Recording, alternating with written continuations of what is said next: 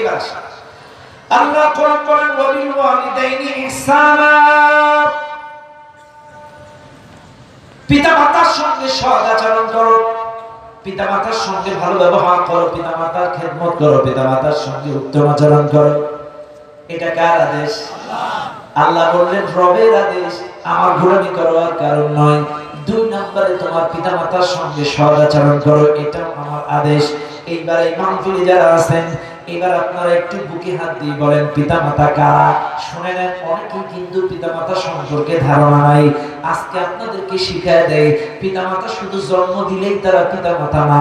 বুঝে নেন মুসলমানেরা, পিতামাতা তারা এই পৃথিবীতে সবচাইতে আপনাকে ভালোবাসে যারা, পিতামাতা তারা এই পৃথিবীতে সবচাইতে আপনার যন্ত্রণা সহ্য করে যারা।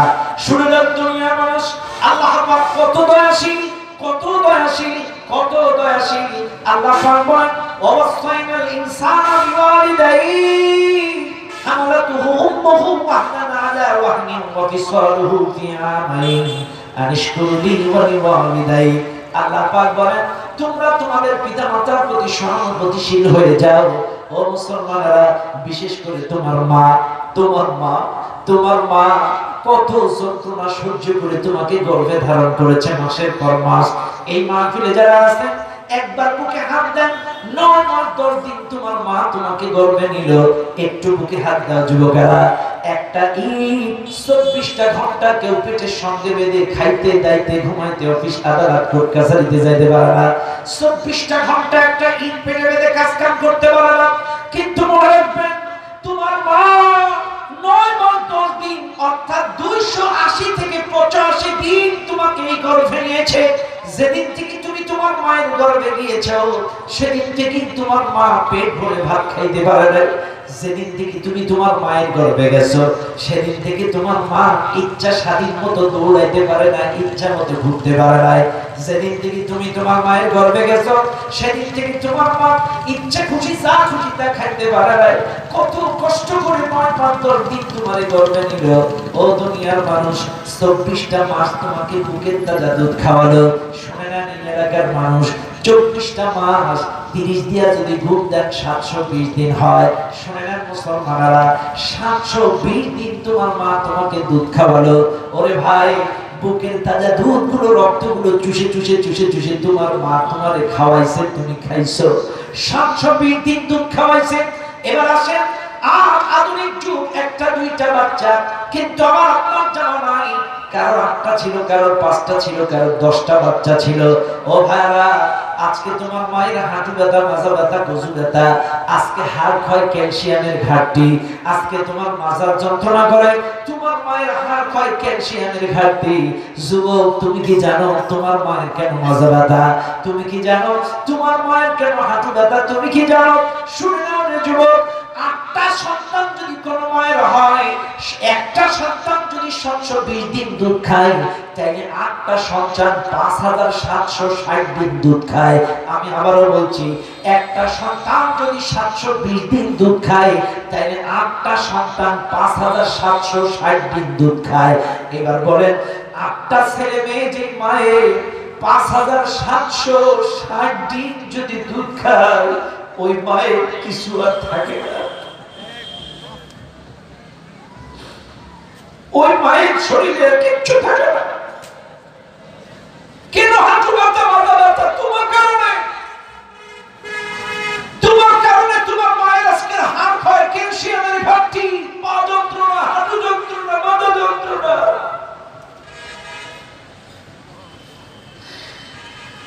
তোমার মা রাতের বেলায় চিল্লায় বাঁচাও বাঁচাও আল্লাহ আল্লাহ করে, তুমি সহ্য করতে পারো না। মায়ের ঘরটা তুমি গোয়ালের পাশে বানিয়ে দিলে।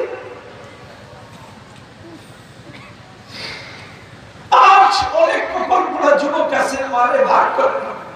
মা কি আমার একা? আমি একা খেতে দেবো কেন? বড় ভাই 1 মাস, ছোট ভাই 1 মাস, ছেলে ভাই 1 মাস, আমি 1 মাস, 4 ভাই 4 মাস, আমি একা খেতে দেবো কেন? আরে কপালপোড়া, তোর মা তো তোকে 9 মাস 10 দিন গর্ভে নিয়েছে, কারোর সাথে ভাগ করেনি।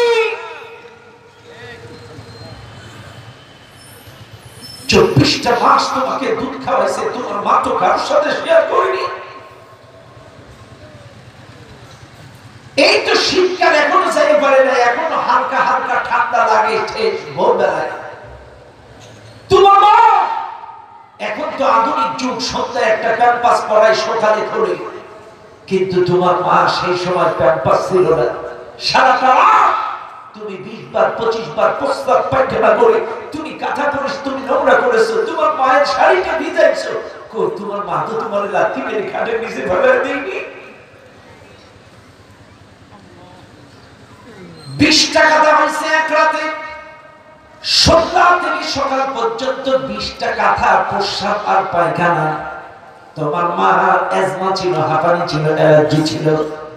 তোমার মা সকাল বেলায় ঠান্ডা পানি দিয়ে মাঘ মাসে পৌষ মাসে কত কষ্ট করে ওই ঠান্ডা পানি দিয়া কসলায়া কসলায়া তোমার পায়খানা গুলো পরিষ্কার করেছে।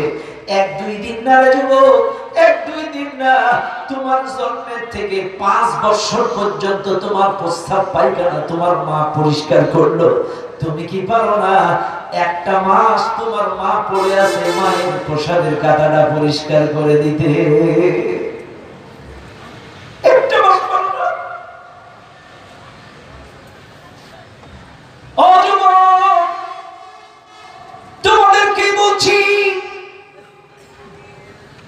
5টা বছর তোমার প্রস্রাব পায়খানা পরিষ্কার করলো তোমার মা। তুমি কি পারো আজকে সেই মায়ের কাঁথাটা, সেই মায়ের বিছানাটা পরিষ্কার করে দিতে? তুমি কি পারো না মায়ের পাশে বসে হাঁটুটা টিপে দিতে? মায়ের মাজা যন্ত্রণা করে ঘুমাইতে পারে না, তুমি কি পারো না মায়ের মাজাটা একটু টিপে দিতে, মাসাজ করে দিতে? ও যুবক, তোমার বাবা তোমাকে ভ্যান চালায়, রিক্সা চালায়, জং কেটে, নৌকা চালায়, জঙ্গলের মধ্যে কাঠ কেটে কত কষ্ট করে তোমাদের মানুষ করছে। তোমার বাবা এক জামা দিয়ে 3টা ঈদ চালাইছে, কিন্তু তোমার প্রতি ঈদে ঈদে নতুন জামা কিনে দিয়েছে। একটা লুঙ্গি দিয়ে 3টা ঈদ করেছে, কিন্তু তোমার প্রতি ঈদে ঈদে নতুন জামা কিনে দিয়েছে তোমার বাবা। আজকে আমার ছোট ছেলেটা যেই মাদ্রাসায় পড়ে, এই মাদ্রাসার 6000 টাকা বেতন। আমি মাঝে মাঝে যখন বেতন পরিশোধ করতে যাই, যে দেখি ওখানে কিছু ভ্যান আলাদা তাদের বাচ্চাদের বেতন পরিশোধ করে, আমি তাকায়া দেখি রে কপাল পোড়া। আরে আল্লাহ আমাদের কিছু রিজিক দিয়েছে, ব্যবসা বাণিজ্য আছে, কিছু আজমাফিল করে, আমার নাই ইনকাম ভালো, কিন্তু যেই লোকটা ভ্যান চালালো, এই লোকটা কি ভ্যান চালায়, কি সংসার চালায়, আর 6000 টাকা দিয়ে তার বাচ্চাটা মাদ্রাসায় পড়ায়। তার মানে তোমার বাবা ভ্যান চালায়, রিক্সা চালায়, জোর খেটে তোমার ভালো স্কুলে, ভালো কলেজে, ভালো মাদ্রাসায় পড়াইছে। তোমার বাবা, আমার যে ড্রাইভার ছেলেটা, আমার ড্রাইভারের নাম আব্দুল্লাহ আর মামুন, আমার ড্রাইভারটার ছেলেও মেডিকেলে চান্স করানোর চেষ্টা করেছে। ড্রাইভারি করে কয় টাকা বেতন পায়, এই লোকটা তার ছেলেটারে মেডিকেলের জন্য চেষ্টা করেছে, পারে নাই।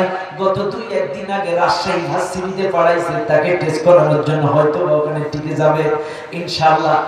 আরে একটা ড্রাইভার গাড়ি চালায় রাত দিন জেগে জেগে তার বাচ্চাটারে রাজশাহী পড়াচ্ছে, মেডিকেলে পড়াচ্ছে, একটা ভ্যানওয়ালা 6000 টাকা খরচ করে মাদ্রাসায় পড়াচ্ছে।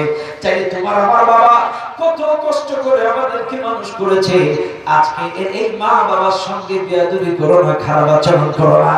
শোনা আমরা কালীগঞ্জের মুসলমানরা, আল্লাহ কোরআন বলেন, ইম্মা ইয়াবলুগান্না ইনদাকাল কিবারা আহাদুহুমা আও কিলাহুমা। আল্লাহ পাক বলছেন তোমার মা অথবা বাবা একজন অথবা উভয়, আহাদুহুমা আও কিলাহুমা একজন অথবা উভয়, দুইজন যদি তোমার সংসারে বার্ধক্যে উপনীত হয়ে যায়, তাদের আচার আচরণের কারণে বিরক্তি প্রকাশ করো না। অনেক সময় মানুষের বয়স হয়ে গেলে সেন্স থাকে না, একই প্রশ্ন বারবার করে, একই প্রশ্ন বারবার করে। সাপোজ আমার কথা বলি, আমার মা 9 বছর আগে মারা গেছে, এখন আমার মা নাই, আমার বাবা বিয়েও করে নাই।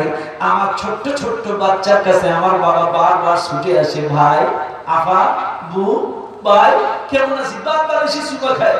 অনেক সময় আমার স্ত্রী একটু অসন্তুষ্ট হয়ে যায়, অনেক সময় আমার বাচ্চারা বিরক্ত হয়ে যায়।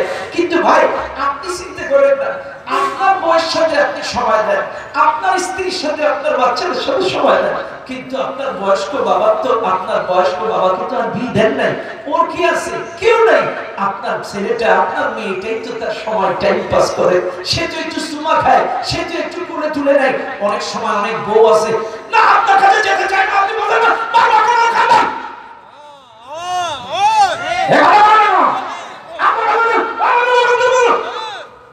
কেন? একটা কাঁচের গ্লাস কয় টাকা দাম? তোমার বাবার বয়স হয়েছে।